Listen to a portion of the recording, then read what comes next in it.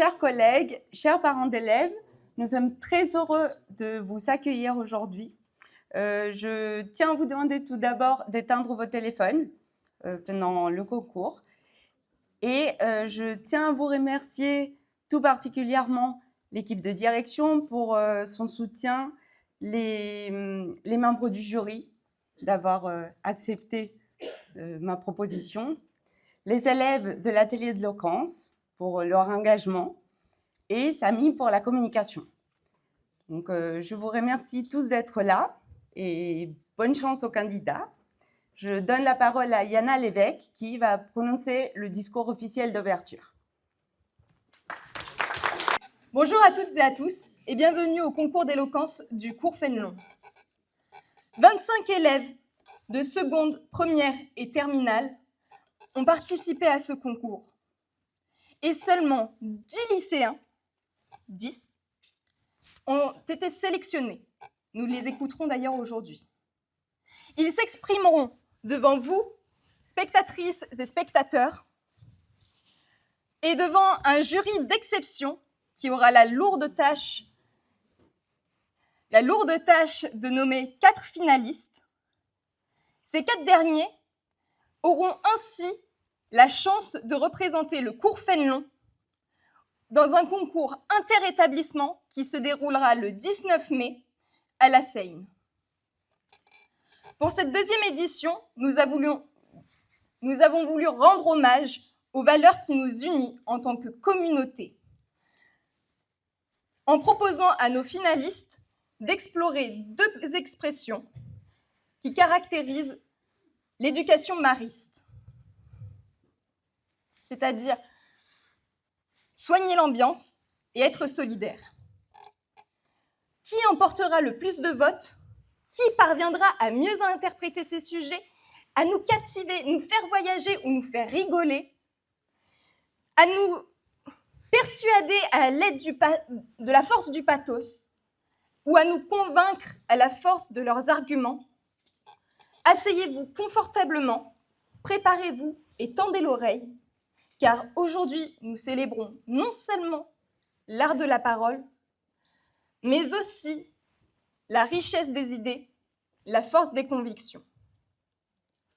Dans un monde où les mots peuvent être transformés et mal utilisés, cette grande finale nous rappelle la puissance de la parole dans la construction des liens et pour défendre des valeurs et provoquer des changements. Bonne chance à nos finalistes et que vos mots résonnent au-delà de cette salle, longtemps après que cette compétition soit terminée. Merci.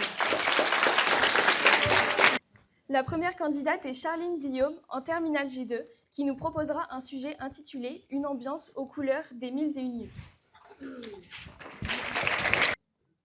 Mesdames, Messieurs les jurés, cher public, aujourd'hui je vous propose un voyage. Un voyage, oui, mais pas n'importe lequel. Celui d'Aladin aux couleurs des mille et une nuits. Je vous invite donc à me suivre dans cette merveilleuse aventure. Là où la magie de l'Orient opère. Là où les saveurs, les parfums s'entremêlent. Là où la lumière se révèle miel. N'avez-vous donc jamais rêvé de sensations, d'évasion en regardant Aladin ? Eh bien moi, aujourd'hui, je vais vous transporter dans un monde où le rêve bleu se réalise dans une ambiance aux couleurs des mille et une nuits. Alors, êtes-vous prêts à vous laisser planer, émerveiller, à éveiller vos yeux aux délices et aux merveilles de ce voyage en plein ciel au pays du rêve bleu ? Vous êtes bien à bord du tapis volant numéro 127 à destination des mille et une nuits, là où l'ambiance est synonyme de magie, de féerie. Alors, préparez-vous au décollage, attention au virage qui risquerait de faire chavirer vos cœurs. Alors, excusez-moi. Embarquez là où l'art de soigner l'ambiance n'est pas une consécration, mais un art de vivre. Évadez-vous là où les nuits semblent infinies, où les étoiles dansent dans cet immense ciel sensationnel. Sentez ce vent délicat qui caresse vos épaules et ondule vos cheveux, mesdames. Admirez, contemplez, sublimez ces paysages bordés par les dorures à perte de vue. Humez ces odeurs où se mêlent épices et parfums, lorsque l'ambre rencontre la cannelle ou le patchouli rencontre le safran. Laissez-vous surprendre par ces tableaux d'épices aux couleurs chaudes, telles que l'orange, l'or, le pourpre, qui réchauffent le cœur et les esprits. Contemplez, goûtez l'or noir de l'Orient, cette date, à la texture moelleuse et à son délicat goût de miel. Goûtez-le, mais attention, au risque de vous laisser séduire par sa douceur qui laissera votre palais stupéfait. Dégustez ces raisins cristallins, tels que les vitraux sur lesquels se reflète le coucher de soleil. Maintenant que vos cœurs et vos papilles sont réconfortés par les délices et merveilles de l'Orient, êtes-vous prêts à continuer à vous ambiancer dans ce voyage d'un peu plus près? Vous êtes à présent au cœur même de l'ambiance orientale. Attention à vos têtes, les voûtes ne sont pas très commodes et le tapis volant n'a pas de régulateur de vitesse. Alors, accrochez-vous, naviguez, découvrez les ruelles sans ne jamais fermer vos yeux au risque que votre rêve ne s'achève. Regardez à votre droite, regardez, sublimez, admirez ces danseuses ornées de pièces dorées, telles que le coucher de soleil qui épouse leurs hanches résonnant au-delà des dunes à perte de vue. Caressez des yeux ces voiles délicats qui embrassent leur corps où leurs couleurs se mêlent avec le ciel et se laissent porter, mener par les mouvements élégants. Émerveillez-vous devant ces danseuses aux ondulations envoûtantes et sensuelles. À présent, prenons de la hauteur et voyez ces danseuses, que dis-je, ces fleurs, qui se confondent au bleuet s'agitant avec douceur. Laissez-vous bercer, embarquer dans ces musiques endiablées et à la fois pures, résonnant au-delà des horizons, laissant derrière elles une ambiance féerique qui vous laissera un sourire indélébile. Ambiance festive, envoûtante, sensationnelle, sensuelle, féerique, à vous de me dire. Une partie seulement du rêve bleu s'est réalisée. Je vous propose, si vous le voulez bien, de vous emmener dans un endroit à l'égard de tout regard. Voyez-vous cette fontaine à l'eau légèrement rosée? Elle se confondrait presque à la rosée du matin. Fermez les yeux et laissez-vous bercer par le son de ma voix. Lorsque je me penche, du haut du tapis volant, au-dessus de cette fontaine où la rose y a libéré toute sa suavité, sa délicatesse, cette eau florale dans laquelle mon reflet, comme dans un miroir, me donnant l'espoir de revoir tous ces souvenirs qui me font sourire comme les rires que cette légère brise, qui dessine et caresse l'eau de rose, me remémore tous ces souvenirs si lointains qui me rappellent d'où je viens, me laissant dans une ambiance nostalgique et exotique. L'art de l'ambiance orientale, aux couleurs des mille et nuits, ne se repose pas seulement sur les dorures qui dominent l'architecture, ces motifs géométriques et floraux qui épousent les mosaïques des palais, ces joyaux aux mille couleurs tels que l'or noir qui ravive vos papilles, ou encore sa pierre soleil qui illumine, sublime les plats, les odeurs florales, telles que la fleur d'oranger qui berce vos narines avec sa fraîcheur et son romantisme, ou encore le mariage des parfums d'ambiance aux notes chaudes et intenses, aux accents vanillés et épicés qui réchauffent les cœurs, et laissent sur leur passage un emprunt mystérieux et sensuel. L'ambiance orientale repose également sur les valeurs de la famille. Osez un voyage hors des sentiers battus, à la rencontre d'un peuple accueillant et chaleureux, et d'un pays à la beauté singulière et au charme fou.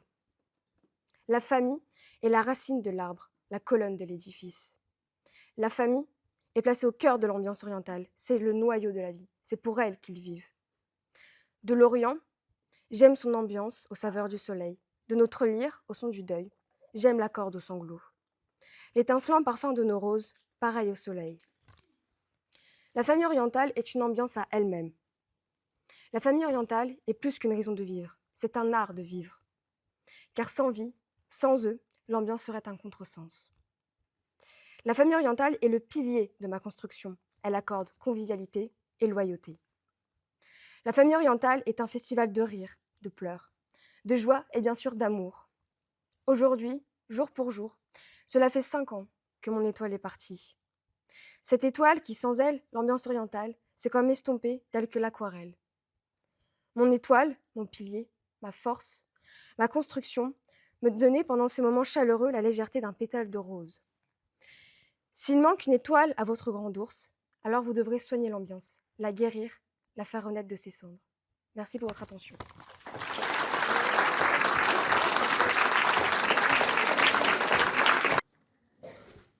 Cher jury, chers auditeurs, vous devez tous vous demander ce que je fais ici. Je me suis trompée de cours de récréation?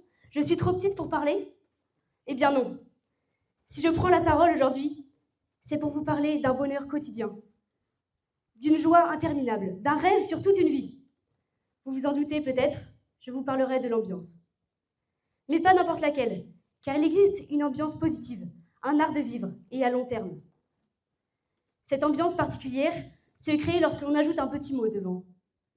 2 syllabes, 7 lettres. Oui, soigner.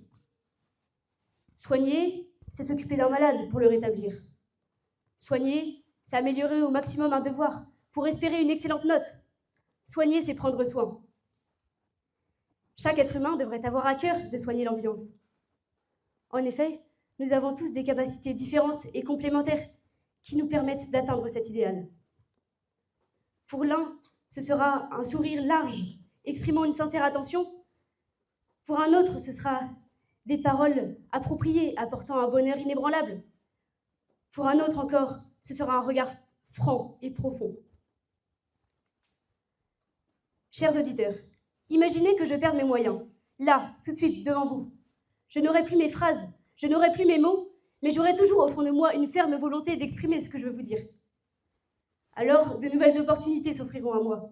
Le sourire, le silence. Comme le disait le grand Aristote, écouter est aussi important que bien parler. Il faut savoir s'oublier soi-même, mettre de côté son ego pour mieux écouter les autres. Ne pas seulement écouter ses proches, mais écouter l'ensemble du monde, et particulièrement ceux qui sont en difficulté. Les timides, les introvertis, les personnes qui n'ont pas l'habitude de s'exprimer. Cette écoute, que certains appelleront bienveillance, invite à être à l'aise, car elle met en confiance les interlocuteurs entre eux. En plus de cela, si chacun ajoute sa part d'humour et d'autodérision, l'atmosphère se détend pour laisser place à une ambiance festive. Ah, et bien sûr, une touche de musique est comme le grain de sel qui fait passer un potage fade à une soupe exceptionnelle d'un grand restaurant étoilé. Chers auditeurs, soigner l'ambiance, c'est quelque chose qui se partage, où chacun contribue pour créer une unité, un groupe. Cet art de vivre en commun apporte paix, joie, consolation, bonheur finalement. Merci.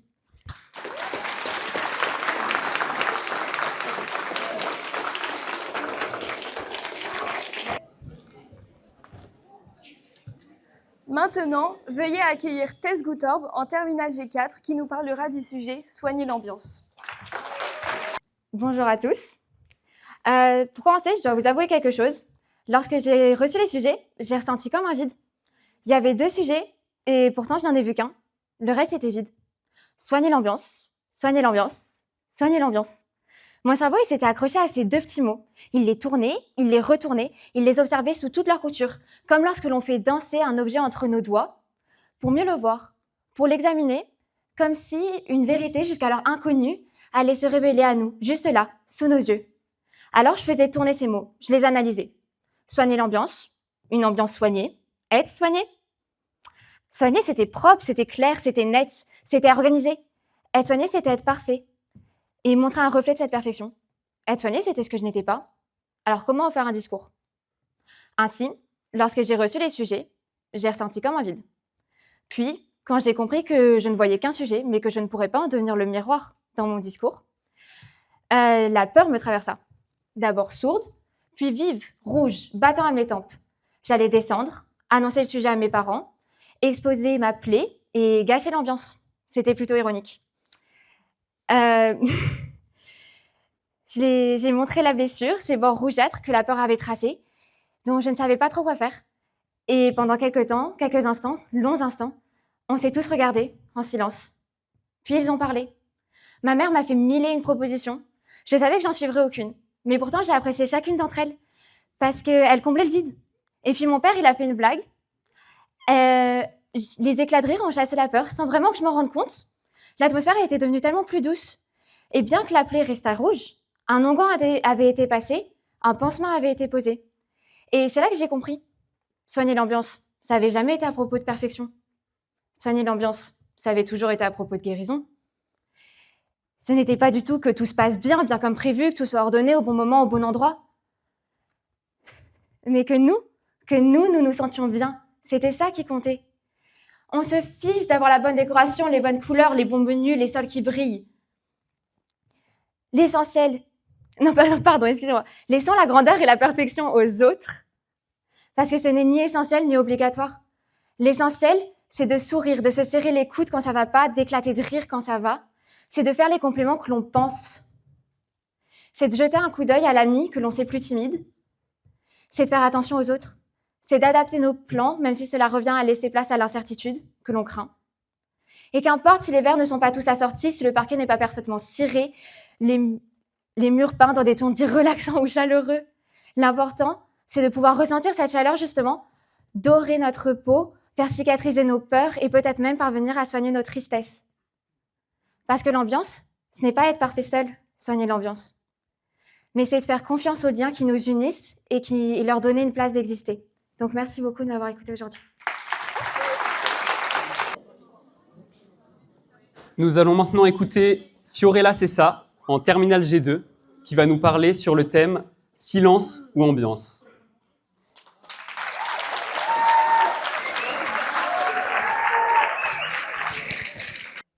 Tu te souviens de cette soirée? Tu sais, celle à laquelle on a cru qu'on aurait mieux fait de pas aller. On était là, assis dans le canapé, personne ne se parlait, personne ne se regardait, tout le monde était en train de scroller, tout le monde était gêné. On a vite compris que si personne ne faisait quelque chose, on allait tous finir fossilisés dans ce silence gêné, hypnotisés par nos écrans qu'on faisait défiler. Alors, sans penser à demain, j'ai pris mon courage à deux mains et j'ai posé une question. Silence. 3 secondes, 5 secondes. J'ai cru m'être pris le Mistral en pleine tête jusqu'à ce que quelqu'un enfin réponde à ma requête. Un autre a enchaîné, puis un autre a acquiescé avant de se marrer. Et soudain, l'ambiance renaît. Comme un feu qu'on croyait éteint, sur le point de se rendre, comme un phénix renaissant de ses cendres. Mais il y a une vérité qu'il faut dire. Soigner l'ambiance, c'est un art sans reconnaissance. On se sacrifie, on fait le pitre, on relance des débats sans fin, et quand tout le monde s'amuse, personne ne se souvient que sans nous, la soirée n'aurait été que déclin. Parce que l'ambiance, c'est comme un être vivant, imprévisible et capricieux. Elle peut naître d'un éclat de rire, mourir d'un silence gêné ou ressusciter par une phrase bien placée. Il faut savoir tisser l'invisible pour sculpter l'instant. Car l'ambiance, c'est comme l'air. On ne la voit pas, mais on sent très vite si elle est là ou pas. Mais parfois, l'ambiance agonise sous le poids du silence. Pas un silence vide, non. Un silence plein. Plein de non-dits, plein d'absences, plein de réminiscences. Ce silence-là, je l'ai entendu le jour où on nous a annoncé l'irrévocable nouvelle. Malgré le monde dans la pièce, le silence était sans appel. J'ai vu des regards fuir, des lèvres se pincer, des mains se crisper, et j'ai compris que parfois soigner l'ambiance, ce n'est pas combler le vide, mais accepter qu'il existe. Parce qu'il y a des personnes qu'on ne remplace pas, des mots qu'on ne trouve pas, parce que parfois il faut se taire pour entendre, reculer pour laisser l'autre avancer, s'effacer pour soutenir. Et tu sais le pire, c'est que ce jour-là, j'ai voulu trouver la phrase qui détendrait l'ambiance, qui briserait ce silence. Et parfois, certains silences ne demandent pas à être brisés, juste partagés. Le silence est un ami qui ne trahit jamais, nous disait ce cher Confucius. Mais encore faut-il savoir l'écouter. Oui, l'écouter parce qu'il faut aussi savoir s'arrêter quand t'enchaînes les flops à volonté. Je me rappelle, pendant la soirée, t'as voulu relancer une conversation avec une question existentielle. Vous pensez qu'on peut pleurer sous l'eau? Silence. Malaise. Quelqu'un a toussé, ça t'a jugé. Mais au moins, t'avais essayé. Soigner l'ambiance, c'est comme être médecin de l'invisible, urgentiste du malaise, chirurgien des vibrations. Parfois, on soigne l'ambiance avec une blague bien placée, parfois on laisse le silence exister. Mais à la fin, ce qui compte, ne serait-ce pas d'avoir essayé et de ne pas regretter? Alors, tu te souviens de cette soirée? Celle où on a failli regretter d'être allé. Finalement, est-ce qu'on l'aurait pas un peu sauvé? Merci beaucoup. C'est maintenant au tour de Thibaut Béclair de venir nous parler. En première G5, il va nous parler sur le thème « La solidarité familiale ». Mesdames, mesdemoiselles, messieurs, je vous remercie beaucoup d'être venus m'écouter ici en ce début d'après-midi.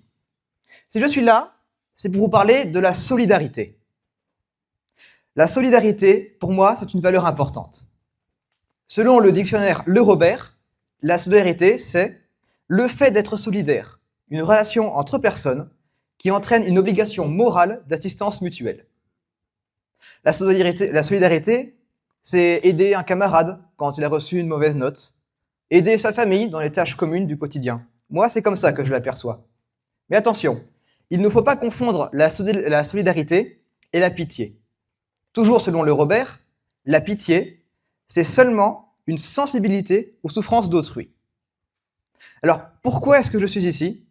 C'est pour vous montrer la différence entre solidarité et pitié à travers un exemple, la solidarité familiale, et plus précisément envers ma petite sœur. Pour vous introduire le personnage, car c'est un personnage qui a grand besoin d'être introduit, ma petite sœur, c'est quelqu'un de très peu organisé, voire extrêmement bordélique, si vous me permettez le terme. Pour en venir à cela, elle fait preuve de créativité pour savoir mettre les choses sans dessus-dessous, et se fait très souvent rabrouer et tirer les oreilles par ma mère, ici présente. Bonjour maman. Dans ces cas, une confrontation s'engage. Un chaos épique naît entre les deux opposés. Sauf que ma mère a un immense avantage. Elle peut tout nous dire de la manière la plus crue possible, car c'est elle qui détient le pouvoir. Nous ne pouvons rien faire, rien lui dire, rien lui rétorquer, car c'est justement elle qui détient le pouvoir. Alors, pour pallier à ces moments fort désagréables, la fratrie Beckler a mis au point 3 techniques que chacun des enfants a maîtrisées à sa perfection. La mienne, qui consiste à devenir un meuble, à ne rien dire, rien faire, en espérant que ça passe, et à répondre oui à toutes les questions. « Thibaut, tu rangeras ta chambre ?» « Oui. »« Thibaut, tu feras la vaisselle ?» ?»« Oui. »« Thibaut, quand rangeras-tu enfin ce bureau ?» ?»« Oui. »« Est-ce que tu m'écoutes quand je parle ?» ?»« Oui. » La seconde, celle de ma petite sœur, consiste à prendre la fuite, à faire une retraite stratégique dans un lieu sûr et verrouillable, savoir les toilettes. Et celle de mon petit frère, la plus audacieuse de toutes, qui consiste à faire front, à faire face, à répondre avec exactement la même intensité dans la voix, sans craindre les représailles, qui souvent arrivent sur moi. Maintenant que je vous ai posé les bases, vous allez me dire « Thibaut, on s'en fout de tes déboires familiaux. On est là pour que tu nous parles de la solidarité. » J'y viens, jeune impertinent. Admettons et posons un contexte. Vous êtes chez moi et vous passez devant la porte ouverte de la chambre de ma petite sœur. Elle n'est pas dedans, mais sa présence y est. Vous voyez que la chambre est dans un bazar pas possible. Le sol est jonché de détritus, le lit n'est pas fait, le chat dort sur le sol, entouré de déchets épars en tout genre. Là, 2 situations. Soit vous passez, vous ne dites rien, en pensant « Oh là là, elle va se faire engueuler !» Je vous souhaite bon courage. Et vous ne faites rien. Soit vous passez et vous allez la prévenir, lui dire « Attention Emma, tu vas te faire tirer les oreilles, encore une fois, comme d'habitude. Range ta chambre, ça serait bien. » La différence, dans le premier cas, c'est de la pitié, et dans le second, c'est de la solidarité. Merci beaucoup.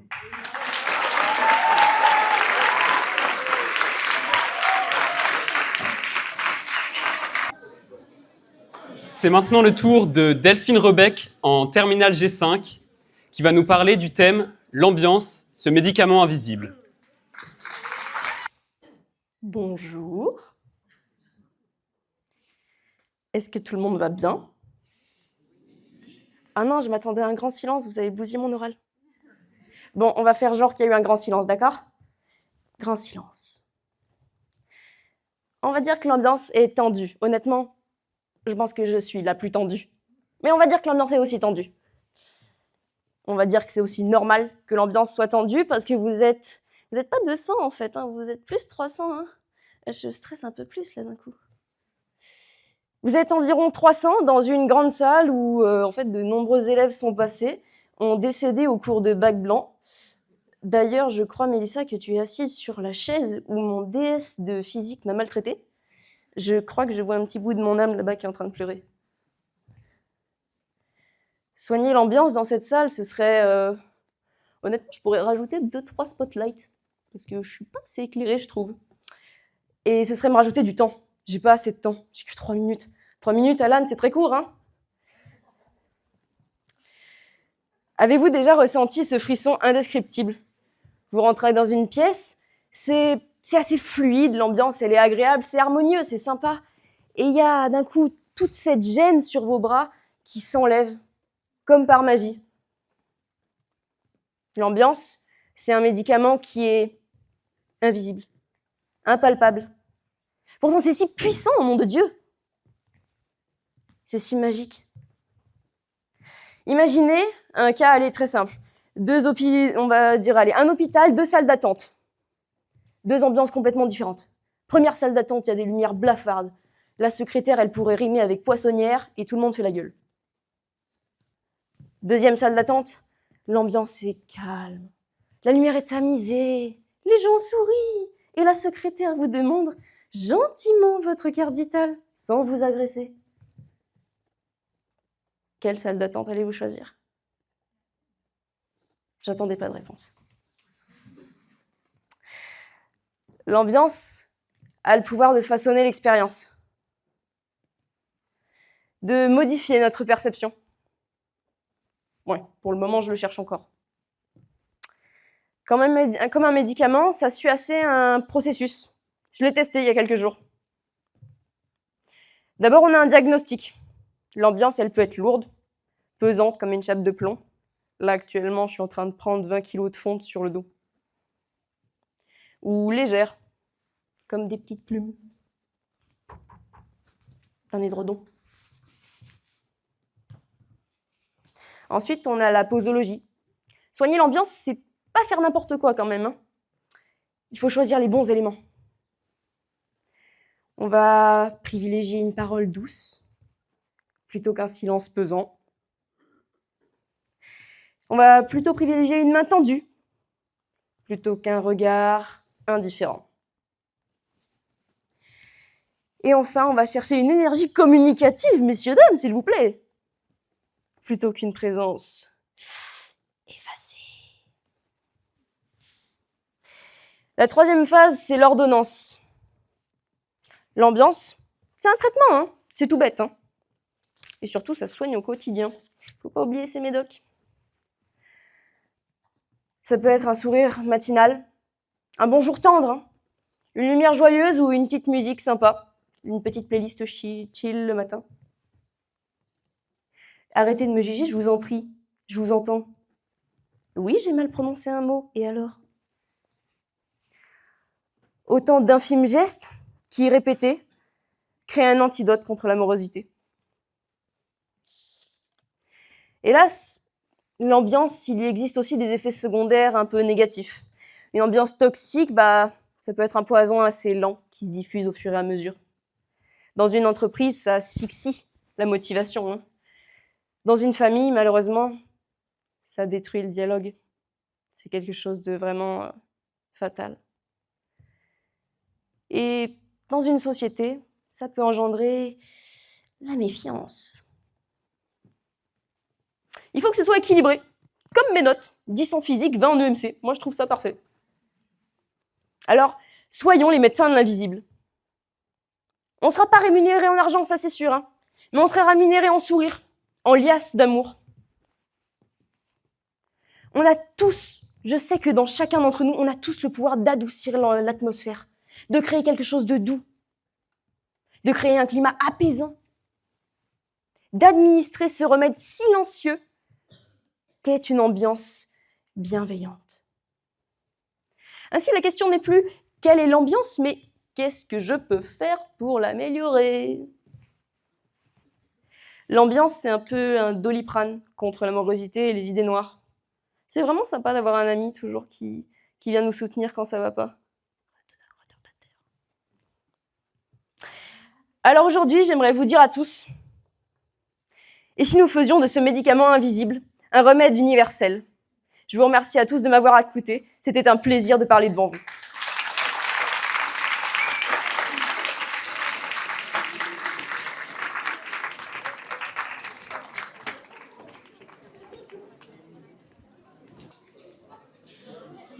Il est maintenant temps d'écouter Julie Moussa-Maxour en seconde G2 qui va nous parler du thème « Pourquoi être solidaire ?»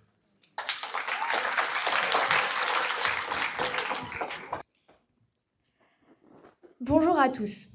Aujourd'hui, je vais donc vous parler de la solidarité. Mais tout d'abord, qu'est-ce que c'est ? Eh bien, c'est une valeur désignant l'entraide et le soutien mutuel entre des individus. C'est un principe primaire qui reflète les valeurs incarnées par la République française de par sa devise « Liberté, égalité, fraternité ». Pourrions-nous imaginer vivre dans un monde où chacun ne pense qu'à soi et où l'indifférence règne ? Un monde où, face à la diversité, personne ne tend la main ? Ce monde, nous ne pouvons et nous ne voulons le vivre, car la solidarité, c'est plus qu'un simple acte de générosité. Non, c'est un devoir, un lien nous unissant, une force qui nous élève, tous ensemble. Ainsi, pourquoi être solidaire ?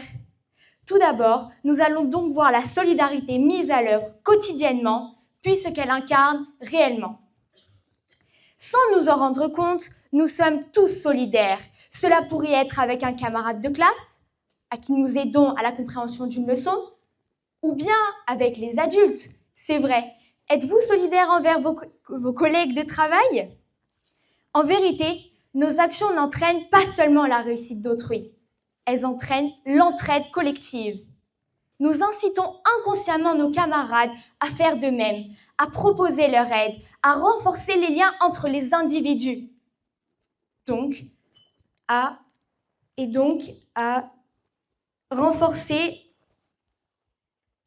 contribuer à un monde meilleur en commençant par l'harmonisation de la société. Les associations caritatives comme celles que nous soutenons, ici à Fénelon, les Chrétiens d'Orient, sont basées sur ce principe de solidarité. Les bénévoles aident et proposent ainsi leurs ressources et leur temps pour aider de parfaits inconnus, prenant bien sûr sur eux les qualifiant de frères et sœurs, car nous sommes tous unis malgré nos disparités. Cependant, être solidaire ne signifie pas seulement aider l'autre. Ce n'est encore moins aider en attendant un service en retour. Non, c'est une valeur demandant du courage et de la ténacité afin de soutenir la cause en laquelle nous croyons. Il est effectivement facile de fermer les yeux et d'ignorer ceux qui souffrent. Pensez au mouvement de résistance de la Seconde Guerre mondiale. C'étaient également des femmes et hommes ordinaires. Et pourtant, ils ont risqué leur vie afin de sauver encore une fois de parfaits inconnus, tous survivants grâce à ce même principe de solidarité. En conclusion, être solidaire et faire preuve de charité est un choix que tout le monde possède, que l'on veuille aider son prochain ou aider ses proches.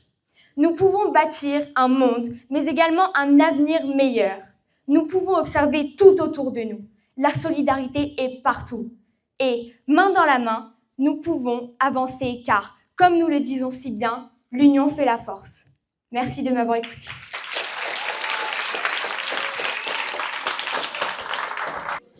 Maintenant, veuillez accueillir Alan Gilles en terminale G3 avec un sujet intitulé 3 minutes, c'est absurde.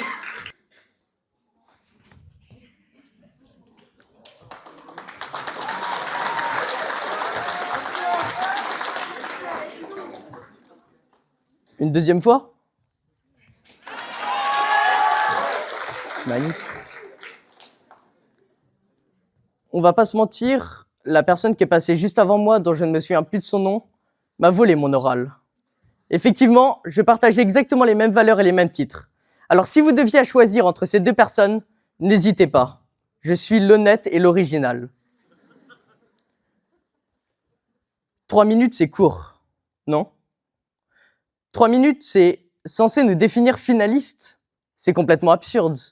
Comment en 3 minutes, je pourrais savoir si je suis meilleur qu'un autre? Mais en même temps, 3 minutes, ça veut dire tellement de choses. Tellement de choses peuvent se passer pendant ces 3 minutes. Enfin bon, mon sujet c'est être solidaire, je vais pas trop gamberger. Être solidaire, c'est quoi la définition? C'est tout ce qui nous réunit. C'est s'entraider, c'est partager, c'est accompagner, c'est intégrer, aider et soutenir. C'est ce qui forme une communauté et c'est la plus belle valeur de l'homme. En tout cas, ça l'était. Laissez-moi vous raconter mon histoire. Je suis Alan Gill, terminal G3, l'original de ce sujet avant que cette personne derrière moi me le vole. Je suis né à Cherbourg-Octeville, en Normandie. Pas très chic comme nom de ville. Originaire de la Normandie, j'ai donc 17 ans. Et lors de mon enfance, j'ai découvert plusieurs types de solidarité. Tout d'abord, ma mère m'a appelé mon soleil. Mon père m'appelait tête de pioche. Et enfin, ma sœur m'appelait lampadaire. La vérité, c'est que ma mère m'appelait soleil et qu'elle appelait ma sœur ma verrue. Grosse dédicace, ma sœur. Finalement,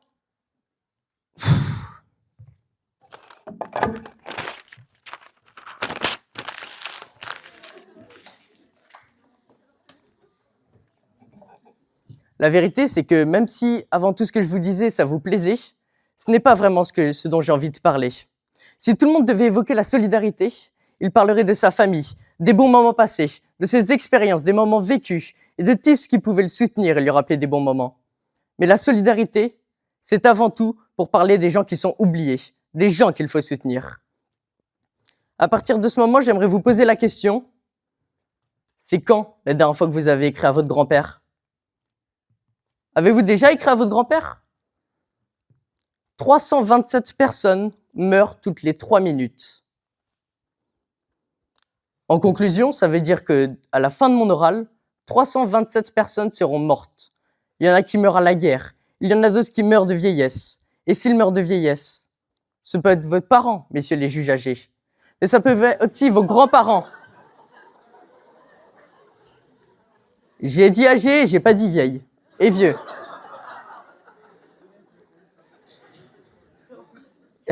Ça peut être vos grands-parents. Quand est-ce que c'est la dernière fois que vous avez écrit vos grands-parents ? Ils sont sûrement seuls, attablés, assis, en train d'écouter et de regarder par la fenêtre, en train de boire un café, un thé. Ils écoutent la radio.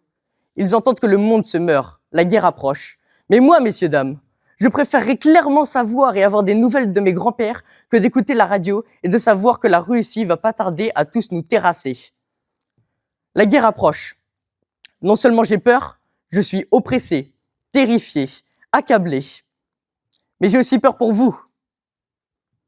J'ai peur pour nous. Qu'est-ce qui va nous arriver ? Si la guerre a été arrivée à ce moment-là, c'est parce que les pays n'ont pas été capables de s'entendre. Ils n'ont pas été capables de s'entendre pour des raisons minables de pouvoir et de puissance. Nous sommes la nouvelle génération. Et si on veut reposer sur des bases de solidarité, il faut avant tout que nous puissions nous entendre. Et ça commence par les nouvelles et des petites attentions. Commencez à écrire à vos grands-parents, s'ils sont encore là. Sinon, écrivez à votre père, à votre frère, à votre sœur. Sauf si vous ne l'aimez pas. C'est une exception. Écrivez aux personnes que vous chérissez. Ma grand-mère m'écrit, je ne lui ai pas répondu. J'oublie, je joue, j'écris, je regarde, je scrolle, je fais tout sauf ce que je devrais faire. Et si à la fin de cet oral, ma grand-mère venait à vous mourir ? Et si c'était votre grand-mère qui venait à mourir ? Vous avez oublié de lui écrire ? Pas de bol, trop tard, manque de solidarité ? Non, il faut vous réveiller. Et c'est maintenant qu'il faut le faire. Alors, je l'ai peut-être dit auparavant à certains d'entre vous, mais on est toujours trop pressé. On est toujours trop pressé à courir, à faire ce qu'on voudrait vraiment faire. On a envie de marcher, on a envie de courir, et puis on a envie de danser, on a envie de parler. Mais on trouve jamais le temps de faire ce qui est vraiment important. Je ne parle pas de ce qui est important pour nous. Je parle de ce qui est important pour les autres. On oublie les autres. Et c'est comme ça qu'a débuté petit à petit une guerre. Donc si vous ne voulez pas reproduire les mêmes erreurs qu'auparavant, parlez à vos grands-parents et à toute votre famille proche. C'est ça la solidarité. Merci beaucoup.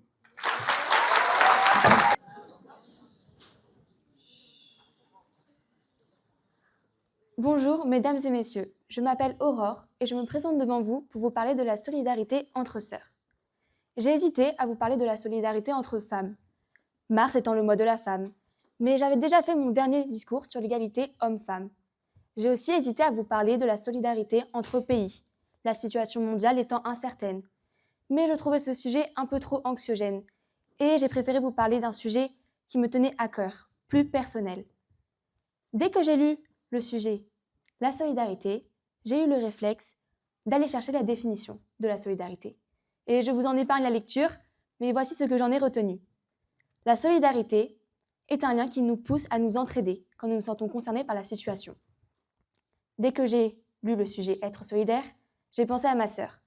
Ma sœur, elle s'appelle Diane, elle a 13 ans et c'est ma plus grande supporter. Mais aussi ma plus grande adversaire quand il s'agit d'arriver à la salle de bain en premier. Donc, comme je disais, ma sœur et moi, nous sommes un parfait exemple de la solidarité. Nous nous soutenons, nous nous couvrons devant les parents. Bon, papa et maman, là c'est le moment d'arrêter d'écouter, je vais parler des exemples. Donc, comme je disais, nous nous couvrons mutuellement devant les parents. Si elle fait une bêtise, je ne le dis pas, et inversement. Nous nous soutenons. Si l'une de nous se fait gronder, l'autre est là pour la défendre. Si l'une de nous a un problème, même si on se chamaille comme des chiens et des chats, nous serons là l'une pour l'autre, prêtes à se soutenir et à se donner des conseils. Malheureusement, nous partageons aussi les corvées ménagères.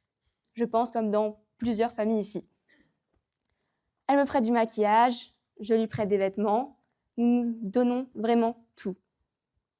Attention, cependant, quand il s'agit de prendre le dernier cookie, la solidarité n'existe plus. C'est elle contre moi. À travers les exemples que je vous ai cités, je me rends compte que ma sœur et moi, nous sommes solidaires pour ce qui compte pour nous, pour ce qui est important. Même si parfois nous ne sommes pas d'accord et nous nous disputons, au final, nous restons solidaires pour ce qui est essentiel. Pour conclure, ma sœur et moi, nous sommes très, très solidaires. La solidarité entre sœurs, c'est un lien fort, beau et complexe qui nous unit et nous aide dans les moments difficiles. Dans un monde incertain, où tout va trop vite et où l'individualisme prend souvent le dessus, ma sœur est une personne sur laquelle je peux compter, sur laquelle je peux m'appuyer et me reposer. Peu importe le nombre de disputes, de désaccords, nous serons toujours là l'une pour l'autre, car la solidarité, c'est important. Nous sommes plus forts ensemble. Dans la vie, nous avons besoin les uns des autres. Nous ne pouvons pas tout faire seuls. À mes yeux, la solidarité est une valeur très importante et elle est caractéristique et emblématique de Fénelon et de ma famille. Et c'est pourquoi je suis heureuse d'être dans un environnement qui véhicule cette valeur. Merci beaucoup de m'avoir écoutée. Maintenant, veuillez accueillir la dernière candidate, Marie Desneiges Tabarly, en première ST2S, avec un sujet intitulé « L'art invisible du bonheur ». Bonjour à tous. Aujourd'hui, je vais vous parler d'un art aussi puissant qu'invisible, l'art de soigner l'ambiance. Avez-vous déjà ressenti ce malaise dans une pièce, où les regards s'évitent, où les silences sont plus brillants que les mots? Ou au contraire, ces endroits où tout est fluide, où les rires sont sincères, où l'on se sent bien sans même savoir pourquoi. L'ambiance, c'est ce petit quelque chose qu'on ne voit pas, mais qui change tout, qui fait d'un simple instant un moment inoubliable ou un fardeau. Soigner l'ambiance, c'est prendre conscience que chaque mot compte, que chaque sourire peut apaiser, que chaque regard sincère peut rassurer, sans même qu'un mot ne soit prononcé. L'ambiance d'un lieu, c'est comme une musique de fond. Elle peut être douce et entraînante, ou bien dissonante et oppressante. Et nous sommes les musiciens de cette mélodie. À nous de décider si elle sera harmonieuse ou chaotique. Mais pourquoi est-ce si important? Parce qu'une mauvaise ambiance brise les élans, ferme les cœurs, dresse des murs invisibles entre nous. Un mot mal placé, un silence trop long, une tension non dite, et l'air devient plus lourd, presque irrespirable. Pourtant, il suffit parfois d'un rien pour tout changer. Une main posée sur une épaule, un éclat de rire qui dissipe l'inconfort, un simple « ça va » prononcé avec sincérité. Avant les diktats des réseaux sociaux, soigner l'ambiance était une mission sacrée. Il y avait toujours ce héros méconnu qui, lors des repas de famille, lançait la blague, parfois douteuse certes, mais efficace pour briser la glace. Celui qui dansait seul en début de soirée pour motiver les autres, celui qui, en classe, osait faire le clown pour éviter que tout le monde ne sombre dans le coma. Mais aujourd'hui, les dîners se transforment en concerts de mastication silencieuse. Les fêtes ressemblent à des congrès de statues de cire, et même les salles de classe, jadis théâtre de chuchotements et de regards complices, résonnent d'un silence pesant. Pourquoi? Parce qu'on n'ose plus. On a peur du regard des autres, peur de l'échec, peur du malaise. Alors on préfère ne rien faire. On laisse l'ambiance mourir à petit feu. Mais nous avons tous ce pouvoir.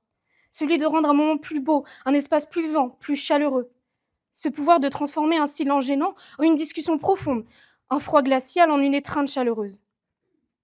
Comme l'a si bien dit Maya Angelou, grande poétesse américaine, les gens oublieront ce que vous avez dit, ils oublieront ce que vous avez fait, mais ils n'oublieront jamais ce que vous leur avez fait ressentir. Cette phrase résume tout. Ce que nous disons ou faisons importe moins que l'atmosphère que nous créons autour de nous. Alors la prochaine fois que le silence s'installe, osez. Osez la blague absurde, osez le débat enflammé sur l'ananas sur la pizza, osez le karaoké même si vous chantez faux, osez le compliment gratuit, osez vivre. Parce que, mesdames et messieurs, entre nous, un monde sans ambiance, c'est triste, c'est vide. Et surtout, c'est inacceptable. En quelque sorte, c'est comme une raclette sans fromage. Merci.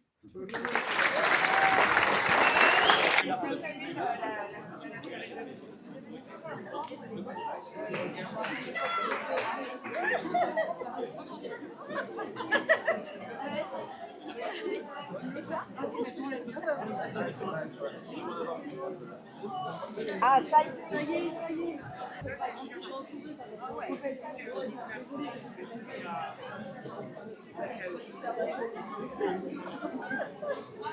Il faut pas mettre en bas.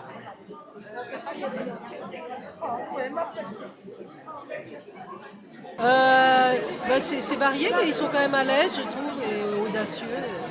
Après, Ça a été facile de... Alors oui, là, ça a été assez facile pour moi. Ah, c'est trop bien. Ils ont tous du talent. Benoît a du talent. Je suis admirative de l'aisance de ces jeunes. Je n'aurais jamais osé, à leur âge, monter sur scène devant les camarades. Trop timide. Moi, Facile de faire votre choix, monsieur Thibault. j'espère simplement que j'ai bien voté. Je l'espère.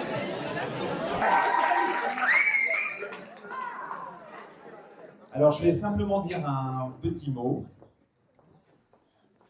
Au nom de Madame Béraud-Schmitt, qui était là encore quelques instants, mais qui a dû nous quitter parce qu'elle a beaucoup de rendez-vous cet après-midi, et je peux vous dire qu'on en discutait, hein, elle était quand même subjuguée par la qualité des prestations pour notre deuxième concours d'éloquence.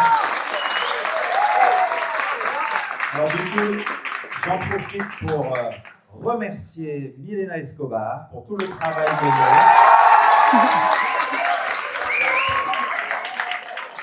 pour féliciter tous ceux qui se sont produits devant vous.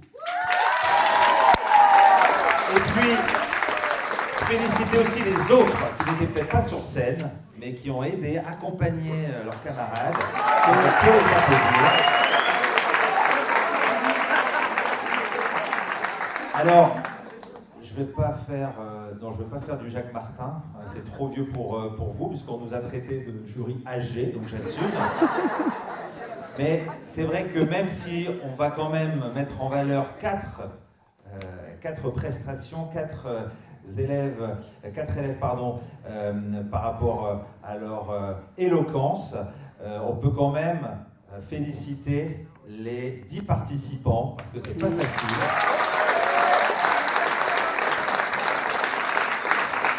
Voilà, et que même s'ils ne vont peut-être pas être nommés, ils seront quand même solidaires des autres, solidaires de ceux qui gagnent, comme ceux qui gagnent seront solidaires, puisque c'était le thème approprié.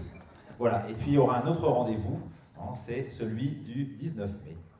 Voilà, je laisse l'annonce des résultats, on leur remettra un petit prix, hein, modeste, un petit chèque cadeau, au nom du cours Fénelon.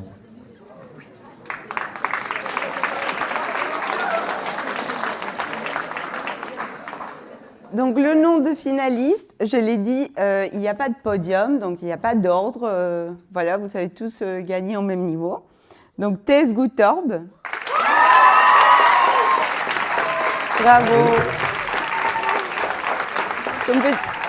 Récupère ton prix. Félicitations. Félicitations. Fiorella César. Bravo. Thibaut Beckler. Bravo. Félicitations. Et Marie-Deneige Tabarly.